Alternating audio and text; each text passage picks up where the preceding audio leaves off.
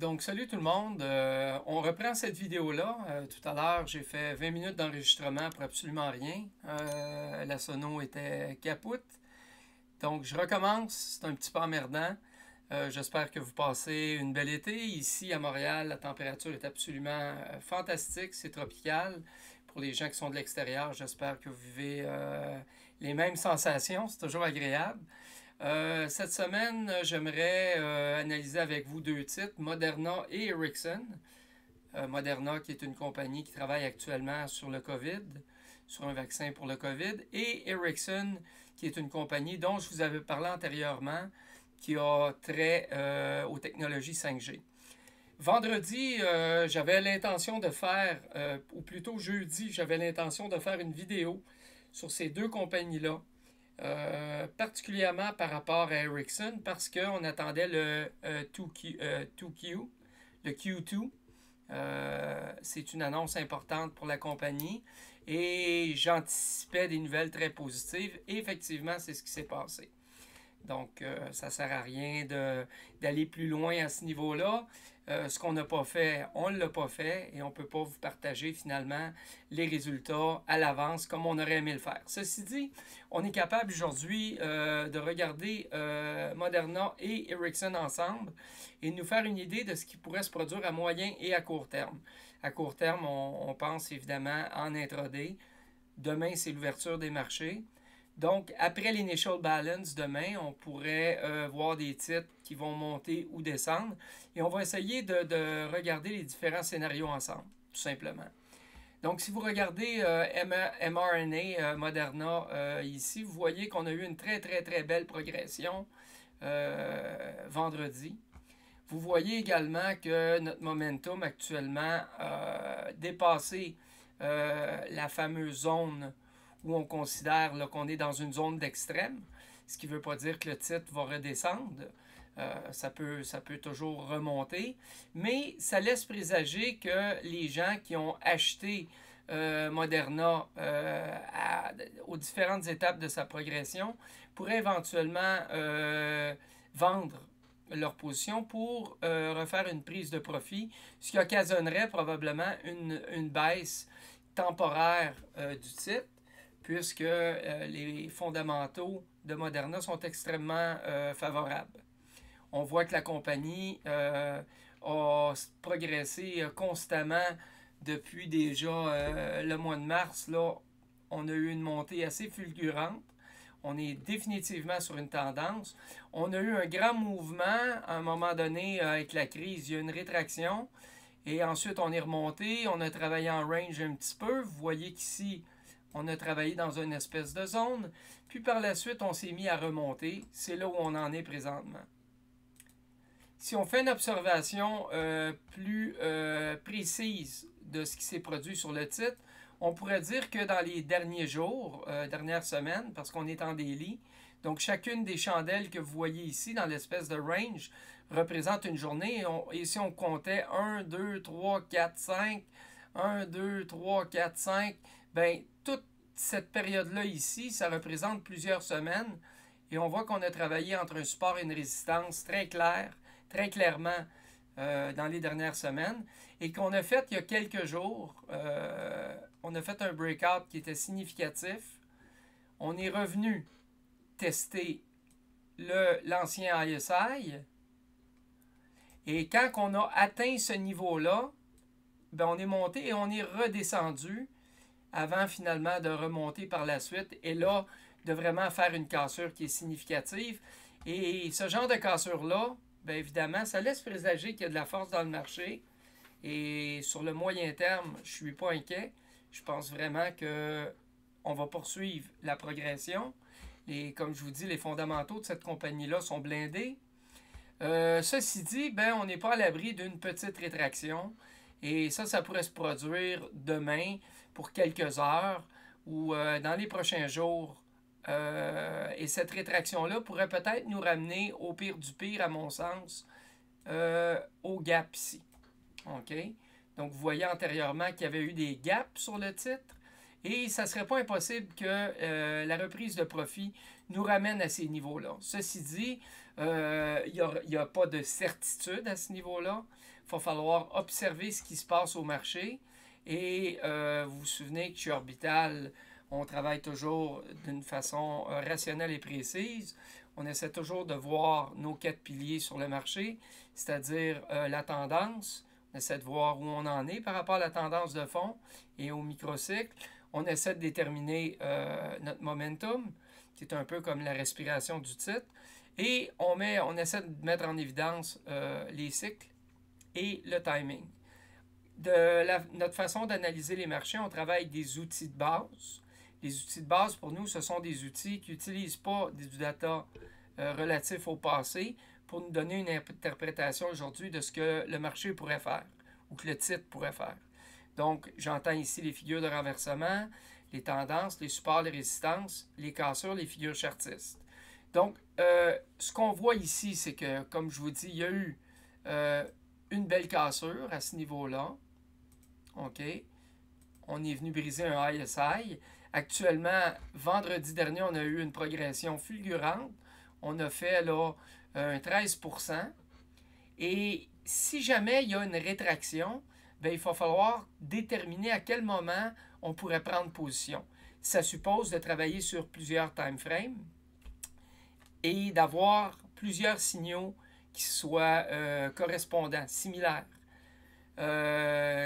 Donc, la cassure, c'est un signal.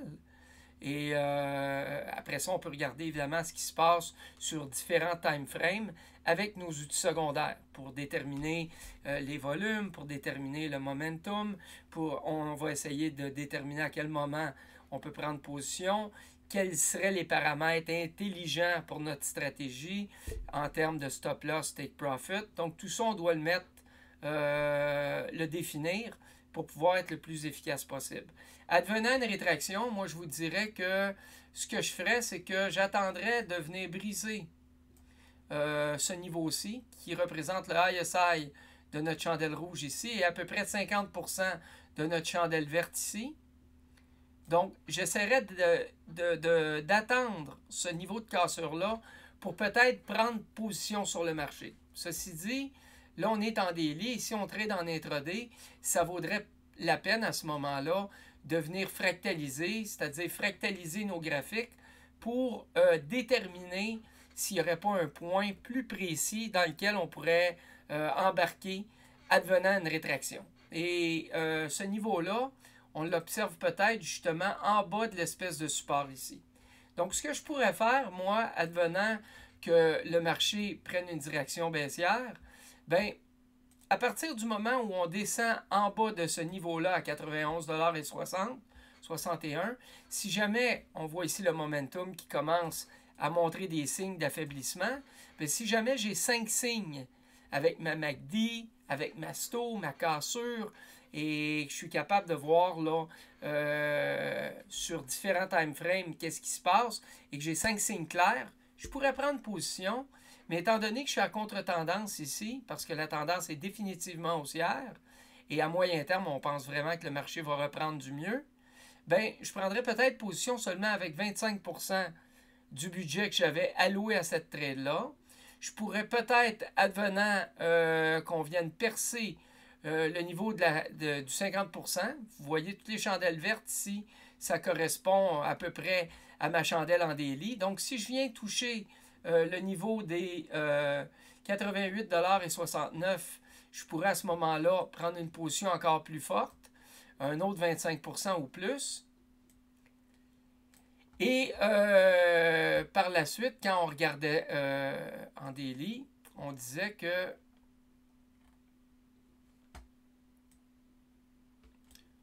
le marché pourrait redescendre. Et là, si on avait à définir jusqu'à où le marché pourrait redescendre, bien, il pourrait probablement venir fermer le gap ici sans trop de problèmes.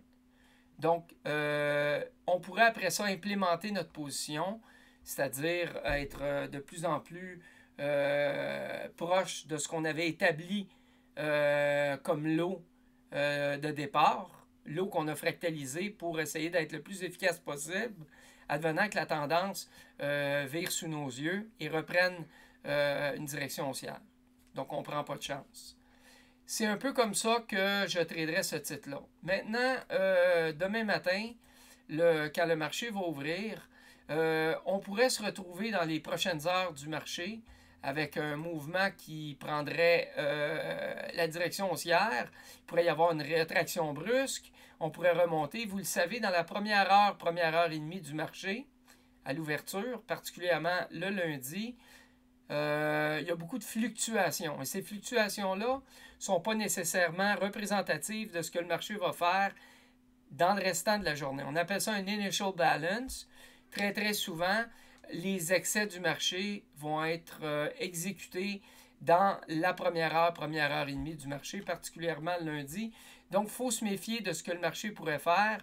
Et idéalement, on n'embarquerait pas sur notre position dans cette période-là. Si on voit par contre qu'il y a quelque chose de très intéressant à trader et qu'on a une stratégie pour travailler dans des time frames plus petits, ben là, à ce moment-là, on peut peut-être s'y risquer, il n'y a pas de problème, en autant qu'on ait un money management qui soit conséquent. Souvenez-vous que si jamais vous tradez un marché en 1 heure, vous allez utiliser un time frame plus petit que le time frame sur lequel vous tradez pour avoir une réponse ou du data plus nerveux. Vous voulez avoir une espèce de faire une observation sur un time frame qui est plus petit que sur celui sur lequel vous tradez. De la même façon que vous voulez toujours avoir une référence qui est plus grande que le time frame sur lequel vous tradez. Et quand je vous parle de correspondance, de convergence entre les différents outils, des outils de momentum, par exemple, comme la RSI, la MACD, ben, on va essayer de retrouver cette convergence-là sur notre time frame de trade, le plus petit time frame, le 15 minutes ou le 5 minutes qu'on observe, et le time frame plus grand que notre time frame de travail, le 4 heures ou le daily. C'est un peu comme ça qu'on va fonctionner. Quand vous regardez un titre comme Moderna, vous voyez qu'on est vraiment dans des mouvements historiques. Le titre est en pleine progression. Les promesses, c'est une compagnie actuellement qui semble être sur la bonne voie de développer quelque chose. Du moins, c'est ce qu'on laisse entendre. Il faut quand même se méfier parce que les pharmaceutiques, c'est jamais quelque chose d'absolu. Il y a des gros noms dans la compagnie Moderna. Il y a des gens même qui sont impliqués au gouvernement aux États-Unis. Et ça peut fausser la donne. Ceci dit, je crois qu'on va continuer la progression. Et quand vous regardez Ichimoku, le cloud, le nuage, bien, vous voyez qu'il est directionnel. Et normalement, quand on est au-dessus d'un cloud comme ça, il peut y avoir un certain travail qui est effectué, mais c'est assez significatif et c'est un autre signe qui nous aide peut-être à prendre position, à nous décider. Sans compter qu'actuellement, pour ceux qui sont familiers avec Ichimoku, on est au-dessus de notre Kijun et notre Tekan qui elles-mêmes sont très, très, très directionnelles. Donc, vous voyez que la Kijun et la Tekan sont à peu près au niveau où je vous disais que le titre pourrait venir se rétracter et refermer le gap advenant qu'il y a une correction assez forte. On a fait le tour de Moderna. Maintenant, on va aller voir une compagnie très intéressante qui a trait au 5G, Ericsson. Et Ericsson, ce qui est intéressant, c'est que la compagnie, le titre actuellement, est plutôt bon marché, malgré tout. Si vous regardez, Ericsson a déjà valu beaucoup, beaucoup plus que ça. Actuellement, là où on est rendu, l'espèce de chandelle verte que vous voyez ici, on va agrandir tout ça. Bien, on est rendu à 10,89. Vous voyez que vendredi, suite au Q2, l'annonce très positive, bien, on est passé d'ici on est monté jusqu'à ici pour fermer ici. Donc, on a fait une progression fulgurante ici aussi, qui correspond à 12-13%. Et si jamais on vivait une rétraction sur ce titre-là, comme je présentais pour Moderna, c'est assez similaire, je crois qu'on pourrait peut-être passer à une grande rétraction jusqu'au niveau des 8,86. Maintenant, est-ce que le titre va faire ça obligatoirement? Pas du tout. Quand vous regardez ce qui se passe par rapport au momentum en daily, il semblerait ici qu'on vient de dépasser on est sur le point, en fait, de fracturer peut-être ce qu'on appelle une uniformité, c'est-à-dire un niveau sur lequel l'outil secondaire, qui est la stochastique, est venu travailler par 2 fois. Et là, on est sur le point peut-être de percer ici. Ce qui annonce peut-être une continuité dans le mouvement, contrairement à Moderna, où j'ai vraiment l'impression qu'à moyen terme étant en intraday, court terme étant dans les prochaines journées, j'ai l'impression qu'on va vivre une rétraction avant de reprendre les chemins haussiers. Alors qu'avec Ericsson, je crois qu'on a plus de chances de poursuivre la hausse et éventuellement, il y aura une rétraction. Mais il faut se méfier de l'initial balance parce qu'on pourrait se retrouver au matin avec une rétraction qui referait baisser encore la sto. Puis éventuellement, il pourrait y avoir une espèce de rebound. Et là, on reprendrait la direction haussière. Si vous regardez Ichimoku avec notre Ericsson en daily, vous voyez qu'on est définitivement ici aussi dans une progression haussière. Il n'y a aucun doute. On se trouve à être aussi en haut de notre Kijun et notre Tekan, qui elle-même a pris la tangente vers les cieux, vers le ciel. Et tout ça semble extrêmement beau. Notre momentum est prometteur. On voit qu'au niveau de la stochastique, on n'est pas rentré encore dans ce qu'on appelle la zone de surachat. Et si on va dans des time frames plus petits, par exemple en 1 heure, ben là, on a peut-être une réponse différente. En 1 heure, ce qu'on voit, c'est que le titre a commencé à faire du surplace à travers une espèce de range. Et notre momentum, lui, en 1 heure, nous annonce peut-être qu'il y aurait une rétraction. S'il y a une rétraction en 1 heure, l'espèce de niveau sous les chandelles ici pourrait devenir un point de rentrée pour une position baissière. On pourrait peut-être mesurer entre le niveau de cassure. On va revenir en daily, là. Donc, on disait que vendredi, on est parti d'ici pour monter jusqu'à ici. Donc, moi, voyez-vous, à 50% de la progression qu'on a obtenue vendredi, on va revenir en heure, à 50% de cette progression-là, ça pourrait être intéressant pour moi au niveau de ma Kijun et ma Tekan, OK? Et au niveau aussi de mon Kumo, mon nuage. Donc, Kijun, Tekan sont ici. Mon Kumo est ici. Donc, à ce niveau-là, moi, admettons que je prendrais une position avec 25% du budget que je pourrais allouer à un short sur le marché d'Ericsson, bien, à partir du moment où je viendrais fracturer ce niveau-là ici, je pourrais peut-être implémenter ma position. Évidemment, il faut toujours regarder ce qui se passe avec notre momentum pour ne pas embarquer sur une trade advenant une cassure ici et revoir aussitôt que le titre remonte. Quand on atteint un niveau si on atteint le niveau de 50% ici, moi ce que je ferais, c'est que si jamais on avait un stop loss à ce niveau-là, ici où je le dessine, ben, et que, admettons que j'aurais un take profit ultime qui pourrait peut-être me mener à ce niveau-ci, du moment que j'atteindrais 50% ici, je prendrais mon stop loss et je le déplacerais, je viendrais le mettre ici et je ferais break-even plus phi. Donc, quand j'implémenterais ma position ici, il y aurait une partie de ma position qui serait sécurisée. Et après ça, ça revient là, à vous de gérer la situation selon ce que vous voyez sur le marché. Ericsson travaille sur le 5G.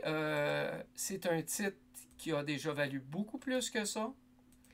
Ils sont parmi les leaders sur le marché de ces nouvelles technologies-là. Et la compagnie a déjà vécu certains problèmes, mais on voit actuellement au niveau où on est rendu qu'on va réentrer très bientôt dans une zone dans laquelle on avait travaillé grandement par le passé dans les années 2014. Okay? Donc, ici, là, on voit qu'on a fait énormément de travail dans les années 2014-2015. Là. On a travaillé ici. Et après ça, il y a eu une grosse rétraction. La compagnie a vécu quelques problèmes. Et là, par la suite, ben, il y a eu un redécollage du titre. Ça s'est fait de façon très graduelle, par cycle. Hein? Et il y a eu évidemment, il n'y a pas si longtemps, une bonne rétraction. On sait pourquoi, le COVID.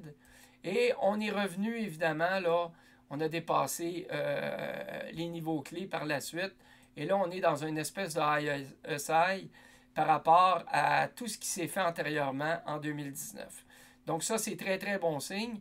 Et il faut voir dans quelle mesure le mouvement pourrait se perpétuer. Et on va observer ce qui s'était passé dans cette zone-là pour essayer d'ajuster aux détails sur le titre et pouvoir peut-être bâtir des stratégies qui pourraient nous être profitables. Donc, Ericsson comme Moderna, sur le moyen terme, sont définitivement haussières. Ericsson de façon probablement plus soutenue et plus stable, du seul fait que la technologie 5G, ce n'est pas une spéculation, c'est vraiment quelque chose de concret, alors que les compagnies pharmaceutiques peuvent perdre leur edge, peuvent à un moment donné faire des promesses qui sont absolument pas en mesure de remplir, et ça peut créer de l'incertitude sur les marchés. Il peut y avoir beaucoup de fausses informations et le sentiment du marché, qui est toujours la première chose à amener les modifications sur le marché. Vous le savez, le sentiment crée du volume sur les marchés qui crée à son tour de la volatilité. Puis ultimement, c'est les prix qui bougent. Donc les prix, c'est un épiphénomène qui est une résultante du sentiment du marché. Donc, dans un domaine comme celui des pharmaceutiques, le sentiment est mis à mal régulièrement et l'avidité fait en sorte que quand l'annonce paraît positive, bien, les gens embarquent massivement et ce n'est pas nécessairement rationnel. Donc, si vous avez aimé la vidéo d'aujourd'hui, faites-nous le savoir, faites-nous un thumbs up. Vous le savez, c'est notre raison d'être. L'école Orbital Trading est ouverte à Montréal. On a un lieu physique. Vous pouvez suivre les cours soit avec nous dans notre enceinte ou via Zoom. Ça nous fait toujours plaisir d'avoir de vos nouvelles. Si vous avez des questions, vous nous appelez. Questions concernant nos cours, les formules de mentorat, ou tout simplement parce que vous voulez discuter trading, ça va nous faire plaisir. On est ouvert à ça. Venez nous visiter, venez nous parler, venez rencontrer nos étudiants. Vous allez voir un petit peu quel genre de boulot on fait et le degré de satisfaction. On ne l'invente pas. Ça nous fait plaisir de vous mettre en relation avec tout notre beau monde parce que les résultats sont réellement extraordinaires. Donc, vous avez notre numéro sur notre site Internet. Vous pouvez nous faire des thumbs up. Vous pouvez communiquer avec nous. Vous pouvez poser des questions. Vous pouvez suivre nos formations à distance ou à l'école. Et on a aussi des sessions gratuites pour ceux qui voudraient voir comment on procède. Je vous remercie beaucoup. Je vous souhaite une belle soirée. On est dimanche soir. Les marchés réouvrent demain. Et on va voir ce qu'on vous a dit, dans quelle mesure c'est pertinent. Donc, tendance à moyen terme, on est haussier sur les deux titres. À court terme, je me méfie de Moderna parce qu'il devrait y avoir une rétraction assez rapide. Ça va être le cas aussi sur Ericsson, mais j'ai l'impression que demain, Ericsson va surtout poursuivre sa montée pour épuiser finalement les possibilités. Éventuellement, les gros joueurs vont vendre le profit acquis, vont vendre des shares, des actions, et ça va amener une rétraction, comme ça pourrait être le cas aussi chez Moderna demain. Donc là, je vous parlais d'Ericsson. Ericsson continue sa montée, probablement, et éventuellement va faire sa petite rétraction. Maintenant, attention, initial balance, ouverture du matin, il peut y avoir des mouvements contradictoires avec ce que je vous dis, mais c'est vraiment au courant de la journée qu'on va voir si ma lecture des choses est bien ajustée. Auquel cas je me trompe, ce n'est pas une catastrophe, on va réajuster nos scénarios, on est capable de prendre le parti d'un marché qui ne ferait pas exactement ce qu'on attend de lui, parce qu'on a bien regardé ce qu'il en était. On travaille avec plusieurs time frames, on utilise les bons outils de base et les bons outils secondaires, et c'est ça qui nous rend efficaces. Merci beaucoup tout le monde, je vous souhaite une bonne soirée, au plaisir de se voir à l'école ou à travers nos vidéos. Merci.